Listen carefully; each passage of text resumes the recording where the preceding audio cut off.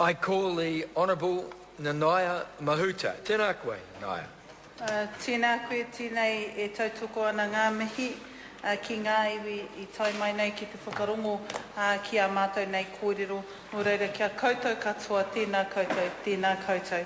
Mr Speaker, the second reading opportunity is just a brief chance for members of the Select Committee to report back on some key aspects of what they heard during the Select Committee. Can I first of all say on my part, although I'm not a current member of the Māori Affairs Select Committee, we were hosted with absolute hospitality and respect, and the role of the Select Committee, I think, is a difficult one because there are great expectations placed on what the Select Committee should be doing at the point of hearing when we go out into your community.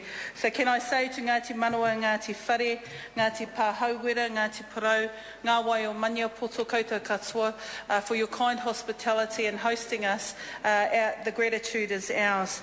Can I just point to some comments in each of the settlements? Firstly, Ngāti Manawa and Ngāti Whare. Really, I think the things that stood out for me were issues around representation on the Rangitaiki River Forum. And when we heard evidence from Ngāti Hakapatu Heuheu and their claims to the Rangitaiki and considered issues around the River Forum, we were confident that there were enabling provisions at such a time when Ngāti Hakapatu Heuheu wanted to be a part of the forum, the model was there to happen. Secondly, on the fisheries protocols as stated in the settlement, we were confident that this was an opportunity for both Ngāti Manawa and Ngāti Whare to have a proactive and ongoing role in the fisheries of their river, and we recommended no change. And thirdly, on the substantive issue of their maunga tawhio, and this is probably something to highlight to the Minister, the Select Committee members were quite mindful that if another treaty settlement impinged on Ngāti Manawa's interests on tawhio, that this was a significant matter that the Minister must pay attention to so that those rights weren't infringed upon. So I wanted to highlight those issues in the second reading because they will be matters that may need to be considered if the Crown thinks that is going to have other settlements impinge upon their interests. I want to go to Ngāti Pāhauwera briefly, and probably two issues stood out there.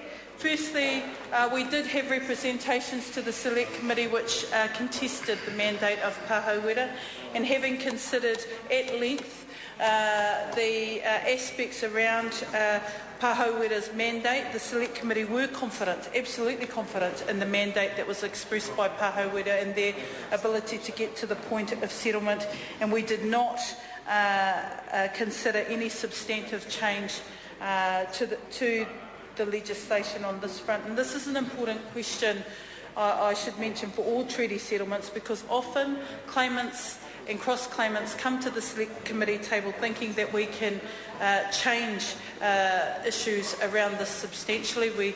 It's very difficult to. I want to commend Te Riro Flavel, who chaired the committee for the hearing of this bill, and I think he managed the process quite well into a positive outcome.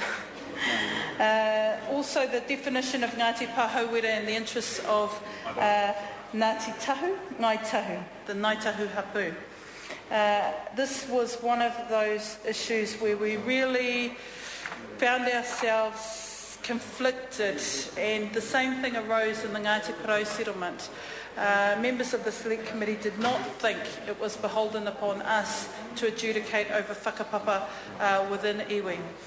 So on that basis, although we understand and heard the full representations of Ngai Tahu Hapu, we accept that for the purposes of this settlement, the definition of Ngāti Pāhauwera in the bill stands.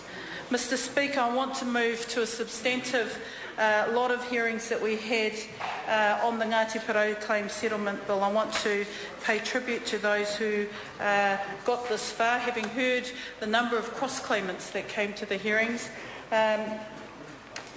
You know, you think you got problems, come to my place.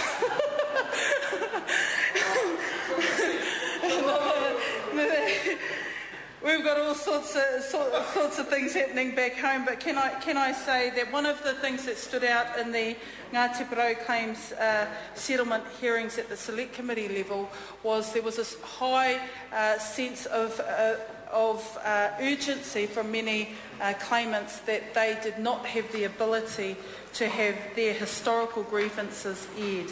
Now, there is an innovation in this particular settlement around an airing of grievances process that I understand is being proposed. And again, one of the issues that really stood out substantially in this particular settlement is that people need the opportunity to have their histories told and captured in some shape and form so that it is on the historical record.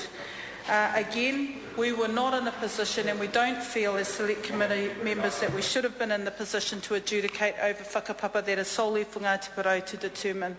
But the process in itself, if it is the opportunity through the airing of grievances, part of this particular settlement that histories can be heard, told and captured, then it should be considered as a positive part of giving a complete picture.